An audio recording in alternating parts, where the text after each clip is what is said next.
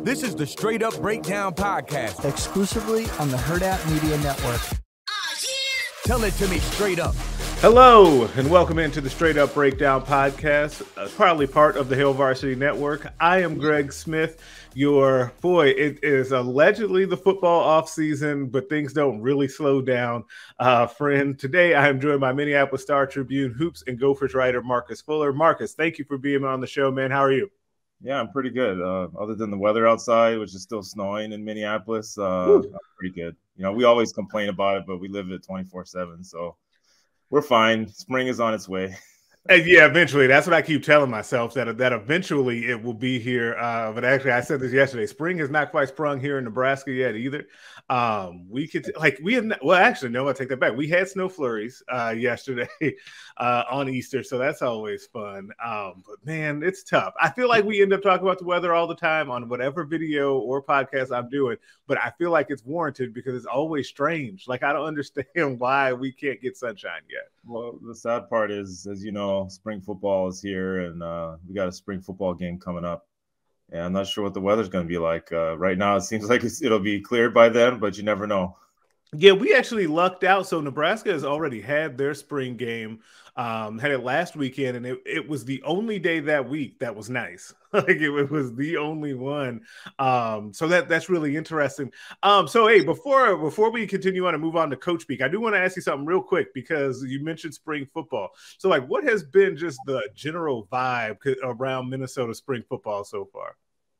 Well, you know, I think when you look at last year's team, you know, expectations were high early, and then they realized, you know, wow, you know, this team is struggling a little bit with injuries. Obviously, Mo Ibrahim, their top running back, one of the top running backs in the Big Ten in the country, got hurt. You know, expectations lowered a little bit. They had a couple bad losses, and all of a sudden, you know, they started to catch steam, and you know, right in the thick of it with the Big Ten West Championship at the end of the season. So I think, you know, optimism is still high. They've got a couple returning, you know, starters, especially Tanner Morgan at quarterback. You know, Chris Ottman-Bell was injured at the end of the year. He's a wide receiver, one of the top receivers in the Big Ten. He's back. So there's a lot of optimism. And obviously PJ Fleck, you know, they gave him another contract extension. So that's always great in the offseason. You never know when, you know, a team will try to take away Fleck from the Gophers.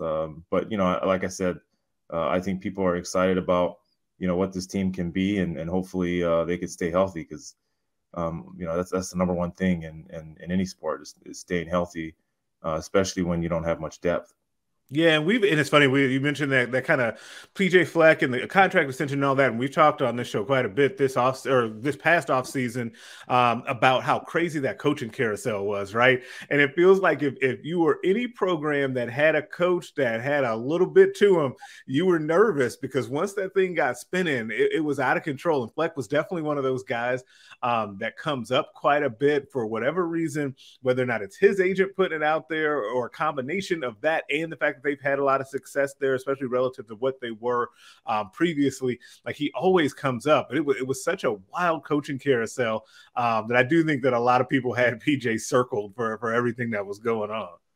Yeah, I mean, we lost obviously Zimmer, you know, the Vikings coach. So, you know, that kind of took over a mind of its own in the offseason. And, you know, I mean, PJ's name has been thrown around at the NFL level, and there's always a really good job that opens up in college football that you hear his name mentioned. Obviously, it's his agent. You know, he's got to make sure that you know, PJ's still relevant out there across the country, and people want his name circulating. But I think, you know, he's here to stay, obviously, with the contract. But you know, people here in Minnesota really enjoy what he's done outside the program.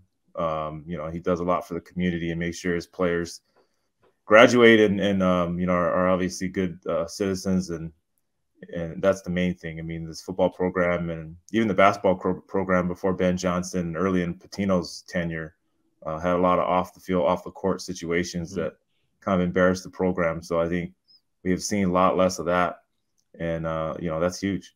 too. Yeah, that is always a big thing. I think that's always something that you can hang your hat on when you can say, we're doing the right things on and off the court, like whether or not, like whatever level the winning is at, is one thing. But if we're not embarrassing the program, like you said, like I think that ends up going a long way. Yeah, it's a combination. Yeah, the combination of struggling on the court and then embarrassment off the court. That's that's a short tenure right there. Right, absolutely. Now, speaking of short tenures, though, each week we have a couple of segments that are mainstays of the show. And the first one is called Coach Speak, where we go over something that a coach, player, or talking head said, and then we give you the straight up breakdown of what they meant. Coach Speak to real talk. The short tenure is Baker Mayfield. Like he's one of, I think he will end up being the third quarterback ever to be drafted #1 overall and spend 4 seasons or less with the team that drafted him. And it feels like he's been there longer, but that's neither here nor there. He had this to say to the YNK podcast that dropped late last week. And he said he, quote, 100% felt disrespected by the Browns after their pursuit and then eventual landing of Deshaun Watson last month. And he also said, quote, I really, truly, honestly have no regrets of my time in Cleveland and what I tried to give to that place. True Clevelanders and true Browns fans know that. So, Marcus, what did he mean by all that? Let's break that down. Well, he's trying to make us feel sorry for him. He wants a lot of love from the public, and there's not a love out there for Baker. In the public eye. I mean, in Cleveland, I'm sure there was a time there when he was playing well, and they had a good team surrounding him, and they wanted to back him. But outside of Cleveland, first of all, in college. There's nothing that he did that, didn't scream a great story. Us as journalists, the way where he came from and building himself into the quarterback he was, that's a great story, but that story was told once and you're like, man, that's amazing. And then after that, just the way he's carried himself over the years, it makes you hard to be a Baker fan, unless you're actually the team he's a quarterback for and he's playing well. And even in that case, it's hard sometimes. He just makes it hard for people to like him, to love him. And I think he's just he's reaching out there and he's trying to make us feel sorry for him, but it's not going to work. There's too many years of us saying, man, he needs to just, I hate to say it, but he just needs to shut up and play and let the play do the talking. I tell my son all the time, he likes to talk trash. I said, rather you walk the walk than talk it, like talk it after the fact, win a championship, play well, and then tell me about it. That's fine. But I don't want to hear it, especially after the situation that happened. I want to see him play well, and then all of a sudden say, hey, look, Cleveland, this is what you missed. Because then it speaks for itself. Yeah, it's tough, and you're right, because Baker makes it hard for you to like him and really wrap your arms around him and root for him, unless you're a Cleveland fan, which I feel like they did kind of embrace him. If you think about it, when things were going really well, he's on all those commercials and he's doing all this stuff, right? Then it turned really quickly on him. But to me, the problem for Baker too is that you can't really have it both ways. You can't be the guy that likes to talk trash, that likes to dance, that likes to do all this stuff, especially at quarterback. It's a little bit different at quarterback. But then also want to turn around and have us feel sorry for you. Like it's just not, it just doesn't work that way. And I feel like he has kind of a lack of awareness about that part of it. But I understand why he doesn't want to kind of fully admit that. But I also understand a little bit of why he feels disrespected in the situation. And part of it, and I don't think that he can ever really say this, in that, yes, on the field, Deshaun Watson is a better quarterback than Baker Mayfield. You're not going to have any real arguments about that. It's the off the field stuff that makes this really murky for Baker Mayfield, right? When you can't say, hey, Baker, I need you to tone it down and we need you to act a certain way and we need a leader in the locker room, and then turn around and trade everything.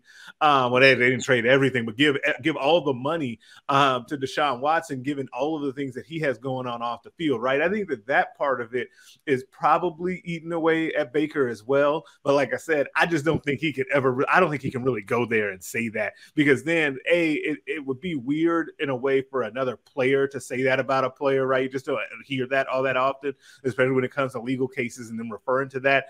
But then also he would sound like a hater if he did it anyway. Like he's just kind of in a damned if you do, damned if you don't situation on that.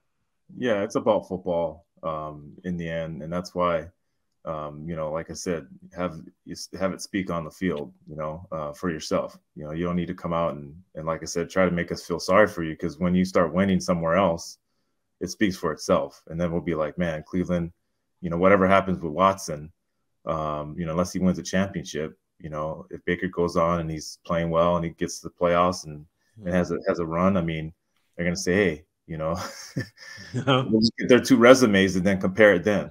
Right. And I have to admit, there's a part of me that does feel a certain way about Baker now that he's gone, you know, and until he has another team, I'm like, you know what? I like to see him get another chance, you know, like I'm all about second chances, especially for a quarterback that I still think that has a lot of ability, you know. Right. It just depends on the team he goes to. Yeah, he end up in Carolina, like it's not gonna go so well. Like you gotta, you need a better team. It's like Minnesota, in the past, they said it's the graveyard of coaches. PJ Fleck has turned that around, but on the basketball side, Ben Johnson's in his first year, but you know, before him, you know, including a future Hall of Famer, and I think in Tubby Smith, you know, he got fired, and every coach that I've covered has ended getting fired, you know, and not moved on to a better team. So I have that sense of what Carolina's going through. Like, wow, whatever quarterback we're bringing in, is it really going to work out after Cam Newton? It's gone downhill. Right. Yeah, it absolutely has. And I'm glad that you mentioned kind of what's happening, you know, with the Gophers, because actually I want to go there next before we do a little bit of Timberwolves talk as well. And that you wrote a story a few days ago, 4 days ago, with the title, "Imagine a Gophers hoops team with mostly Minnesota talent. Ben Johnson's close to making it happen." One of the things that I am just kind of following along with your work and following along with people talking about Minnesota, either high school basketball or college basketball, it seems to be a real theme that the Gophers, and you correct me if I'm wrong here, that the Gophers need to keep their in-state talent home, and they would be a better program if they could do that. Is that a fair assessment just from my 10,000-foot view? No, I mean, you're absolutely right. And, you know, as someone that's in the Big Ten footprint, you see pretty clearly that, you know, there's a lot of Minnesota talent, not only here, but, you know, around the country. You know, they've done a great job in state, high school level, AAU level of coaching these players up and also giving them exposure. My son plays AAU basketball, and he's traveling out of town next weekend. You know, he was in Omaha a couple weeks ago, and they're going out of town again to Denver. And this is in the 6th grade. So okay, imagine what the high school level's like.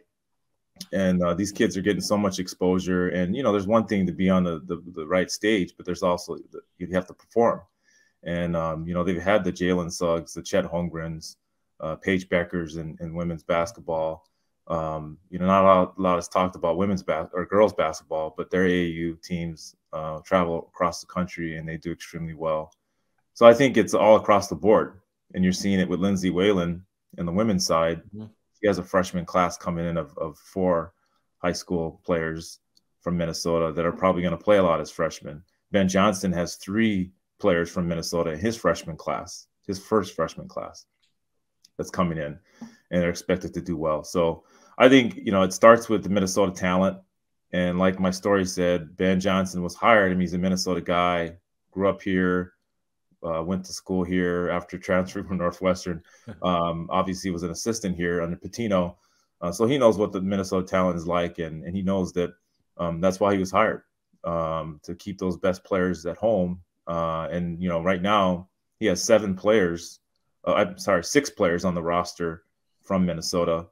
And it could happen today, it could happen tomorrow, but you know, we're hearing a lot of good things about him possibly getting North Carolina transfer Dawson Garcia. So if that happens, you know, I think this team going into next year will be one that makes a huge jump. Yeah, it's interesting too, because I think that there's parallels here when it comes to Minnesota basketball. And I think that overall the talent is better, but Nebraska football is in a way like this too. And I hear this all the time on the football recruiting side about, hey, if Nebraska could keep these kids home, and especially here recently over these last handful of years, you do see a lot of kids here in Nebraska in football going Power 5 at various places in the country, and it's not Nebraska. Like, they're not. A lot of these kids are starting to leave, and the 2023 class, we really want to get to the nitty gritty. They're doing a better job and have turned it around in that. But even so, they just had a quarterback from 40 minutes away from Lincoln, not even Gretna, Nebraska, just committed yesterday to Oklahoma State, a quarterback. So you end up in this situation where it puts such a spotlight on the program in a bad way, for sure, when players from the state go on to have success other places. Like, it's just really rough, because you're always going to have people back home that are following those guys or girls and then throw it back in the current coach's faces, especially in the situation when the coaching staff doesn't recruit those people, or the perception is that they didn't recruit those recruits as hard as they did some of these out-of-state kids that they didn't necessarily pan out with.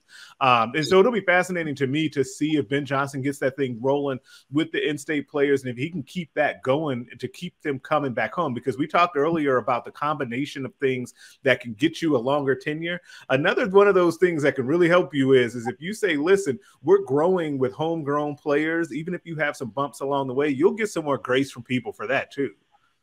Yeah, I mean, if you look at Richard Pitino, obviously was fired last season, but if you look at the way that he was able to stick around, he went from an 8-win team to a 20-plus win team and made the NCAA tournament his first time at Minnesota back in 2016. And it was after he got the best player in the state of Minnesota, Amir Coffey, who's in the NBA right now playing for the Los Angeles Clippers.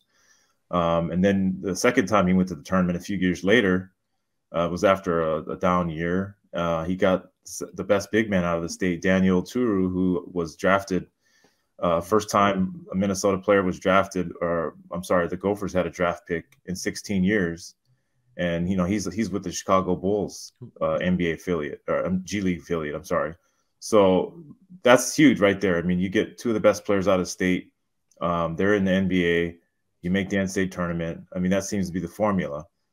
He didn't do that too much in his tenure, and that's one of the main reasons why he's gone. He missed out on players, that are in the NBA right now. So I think, Minnesota talent in basketball is pretty clear. When you have Paige Beckers and Chet Holmgren possibly the number one pick in the draft, and Paige Beckers, the most marketable player in college basketball, man or woman, right? That sends a huge statement everywhere. I mean, that wow, why aren't these players playing locally? And you can't argue with Paige, playing in the national championship game with UConn, right? Maybe the best coach of all time in Gino Auriemma, and then also, Chet Holmgren getting the chance to be the number one pick, and he was playing for Gonzaga, who had just been in the national championship game. Those two players are going to be hard to keep them home. Right. But in the future, if you're building your program to a point where they're competing for a conference championship, and you say, hey, you can come here and take us to the next level, I think that possibly will make some of these players stay. Yeah, absolutely. And right now, as we kind of get this situation where Ben Johnson is trying to get that thing rolling, like you mentioned, Lindsay Whalen going in the right direction with the women's team. That's not the only hot story right now in Minnesota basketball, right? It's one of the things, and it's interesting because, again, here in Nebraska, the Timberwolves are a team that a lot of people around here like, just because there isn't a pro team in the state. And so people gravitate towards the Timberwolves. They gravitate towards the Nuggets. Now the Timberwolves are winning again. I'm seeing a lot more Timberwolves stuff, right? And so they're back in the playoffs. They've only been there a few times in the last, I think, like 16, 17 years. I think it's the second or third time that they've been. That's why they were celebrating. That's why they were celebrating. People think, they win the play-in, we're in the championship. But just to get in the playoffs, to break that streak.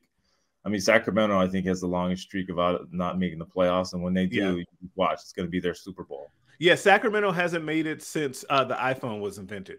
I know that because we have somebody on staff, Steve Mark. Sorry, man. I know you're listening. Steve is a big Kings fan. And so I tease him about the fact they haven't made it since the iPhone was don't invented. make fun of the Kings. Don't make fun of the Kings when they finally make the playoffs, right? And I mean, yeah, but yes, when they make it eventually, though, I will not make fun of them for celebrating. And that I did think that was silly. I thought that was overblown about people, saying that they act like they won the championship. For them, I'm with you. For them, it was the championship, and just making it. Plus, it's a real good sign and a step in the right direction for this kind of young group of exciting players that they have as well. And so the excitement right now around that franchise, I think, is very warranted. Yeah, I mean, we have a shared owner in Glenn Taylor with the Minneapolis Star Tribune, so we pay close attention to the Wolves. Right. But I think if you look at Edwards, some people say, hey, well, look at how LaMelo Ball did, his rookie year, and Edwards was doing really well, scoring the ball, but everybody thought, okay, is he going to be able to develop, his outside shot? Is he going to be a two-way player? Can he be more than just a scorer? And I said, well, I thought to myself, what's wrong with just being a scorer? Right. That's a good role to have too. Right. If he can do that consistently, as a guard, and balance Cat a little bit, I mean, that's huge. That 1-2 punch is something a lot of teams don't have, and I feel like, this team adding a guy like Patrick Beverly, to be a leader and to be a guy that demands, excellence on both sides of the court, help Cat and Edwards, and D'Angelo Russell. D'Angelo Russell's not beating down the doors either on defense. You know what I mean? So I think Pat Beverly was huge. Chris Finch, his belief in this team and these players, and putting them in the right place offensively to get out their potential. They're their best scoring team in the NBA. So I think the combination of Pat Beverly, accountability, especially defensively, and then obviously Finch putting him in the best position to be successful offensively, makes them a tough out. But at the same time, it's just the energy. You're right. The energy. I mean, we've got new owners coming in with, A-Rod and Mark Lore, and then, the fact that, pandemic was there and not a lot of fans were there, and, what went on with George Floyd's murder in Minneapolis and all the negativity that was surrounding the city for so long, to have an exciting NBA team, up and coming NBA team, up and coming superstar, and really, I think Cat's already there. He just doesn't have the wins and the success and right. playoff appearances, but his success in the regular season individually puts him right up there with any big man in the NBA. So, there's really everything there for Minnesota to take the next step. If they win this playoff series, I mean, come on now. I think Joe Biden's going to have to show up and congratulate the Wolves for winning the playoffs. Right. At least jump on a Zoom with them. So, but no, I really do think that regardless of what happens in this Grizzlies series, a lot of people are jumping on board, including myself. I can't lie. I'm thinking they're going to win the series because they won game one. Yeah. But I think, they've really, they've arrived as a team to watch in the West. Yeah, I absolutely agree with that. And it's a fun story. Like, anytime you talk about people, like, you get second chances and you like that, people enjoy that. They also enjoy seeing teams that have been down for so long. And especially the teams like you when you're down that long in the NBA and you get so many high picks, people enjoy eventually seeing that come together, right? And so for that, the theme seems to now be homegrown, to have, your two best players in Edwards and Cat be two guys that you drafted, and then have a redemption story, to be honest, with D'Angelo Russell, which I know all about as a Lakers fan. Then that kind of stuff makes your team a lot more marketable, but it also makes it easy for people to root for you. I think, wow, people really like that Grizzlies team, and that Grizzlies team is another really fun, young, up-and-coming team, and I love Ja Morant watching him play. I think you're going to have a lot of people suddenly man, I kind of hope the Timberwolves pull this one out. We'll see if they can actually do it, though. Yeah, I mean, my son, his favorite team is Memphis. It's because of Ja Morant. He's name one player on Memphis besides Ja Morant. I mean, we're sports guys, so we know, but the casual fan they don't know anybody on Memphis besides No. John Morant. And so I always think of that, like, there's a reason why Chuck and Chuck and Shaq picked the Wolves to win that series. It wasn't just like they got caught. I mean, part of it was they got caught in the moment, right? Right. Celebrated so much of the play and win, but they got three guys that we know about. They weren't only just they're playing well right now. I mean, these are top picks in the NBA draft. They were really good, college players, really good high school players. So like they've been there.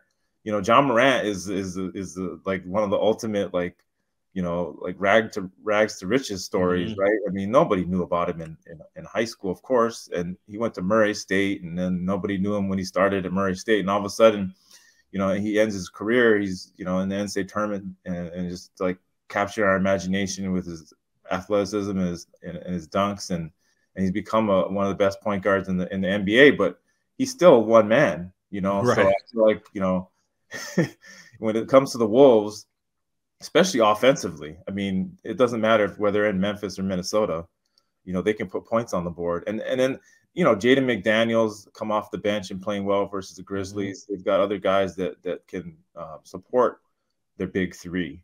And then I hope Memphis gives them a good series, because I like to see Ja versus Ant, as long as we can. But I really do think, like I said, there's more to the Wolves than just one player. And that's kind of what I see when I see the Grizzlies. And they're fun. They're fun to watch. Don't get me wrong, but I just think there's more potential to me in the Wolves than Memphis.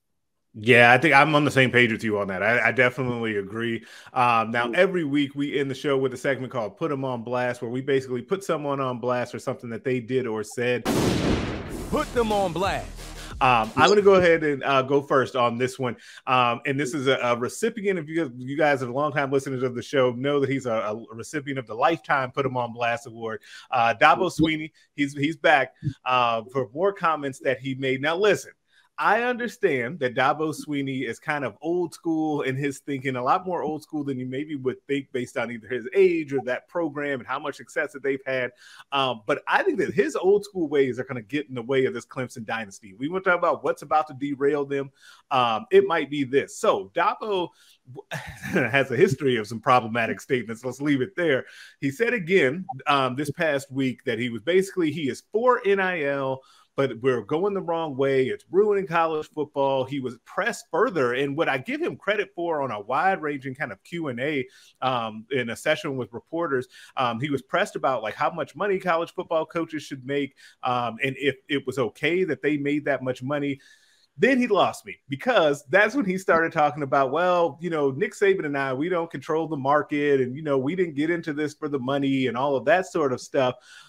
But you can't say that you didn't get into it for the money and the market controls that. And it's totally fine that y'all make $8 to $10 million a year, but then turn around and be upset that the players can get a piece of that pie, right? Like that, it's the hypocrisy in it for me that continues to get him put on blast for me. That continues to be the reason why that Dabo defenders are always saying that we just yell at him. This is the reason why. It's the hypocrisy. The reason why he gets yelled at and Saban does not is because, yes, Saban came out and said that NIL was going to be a problem. We shouldn't be using it for recruiting. But you know what he's going to turn around and do? He's going to turn around and use it for recruiting. The same way that he said that the spread offense wasn't right for college, wasn't great for college football. He said the transfer portal wasn't either. And then he took both of those and won national championships. So for all that and much more, Dabo Sweeney, you got to go on blast again.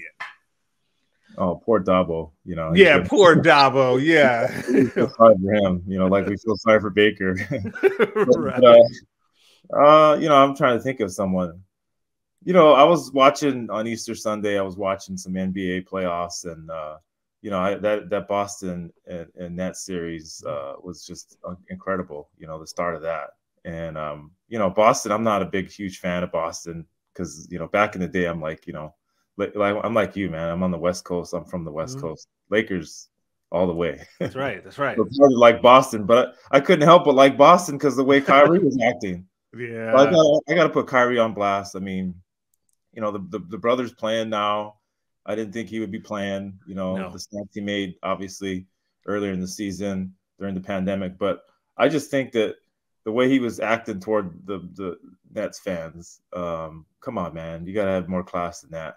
I don't care how many people hate you out there. Just like I said, the same thing with Baker. Just let your play on the court or the field talk, Right. and you could see on Twitter, some of the stuff they won't show you on ESPN, with him putting the middle finger in the back of his head and, run down the court with the middle finger at the fans. I mean, like I said, if they would have won that game the way he was playing, that's all the talk he needed. Right. Was the way they were playing in that game. So I think that affected his team down the stretch. He got too caught up in all that. And obviously going one-on-one, him and KD down the stretch. But I gotta put Kyrie Irving on blast. He's fun to watch, but that other stuff, man, just let your play do the talking. That is the perfect way to put that, because he is incredibly fun to watch, but you have people that is hard to wrap your arms around. My goodness. Like this, he was going see, that's fine. But when he started to put the double birds and all that stuff, I mean, that's too much. It's kind of the difference. You know what it reminded me of actually is the difference between what he did yesterday and what Trae Young does in his game, when he did in the play-in game, right? Where it feels like, and maybe because I don't watch every single Hawks game, it feels like when I see Trae Young do that stuff, it's after they've won the game, right? It's always, or it's as he's playing really, really well and they're on their way to winning the game. And maybe that's the difference to me. But I guess, he says stuff, you can read his lips. Yeah. That's fine. But, he takes it a little too far. Kyrie takes a little bit too far. And I get it. I don't get it like they do, because I'm not on the court and I don't hear what the fans are saying to him. Who knows what kind of words they're saying to him. But I mean, and that's another, thing right there. But like I said, there's things that are caught that we see that people get caught on camera and get caught on video. Those are hard to dispute. You know what I mean? We don't know what the fans are telling him. And then after the game, after you won and you upset Boston, then you can say, hey, okay, these are the things that they were saying, to me. And and it fueled me during, and I'm glad we knocked them out. And then you got the ultimate scoreboard. It makes me, even more on your side. You know what I'm saying? Yeah. So that's all. That's all. I mean, Kyrie is Kyrie, and like I said, it's hard for me to root for him. He had a great game, and he's fun to watch. But when he adds that stuff to it, young people like my son are watching the game. It's like, don't be doing that. Yeah, it's tough. Funny ways to get back at the fans than doing that. So.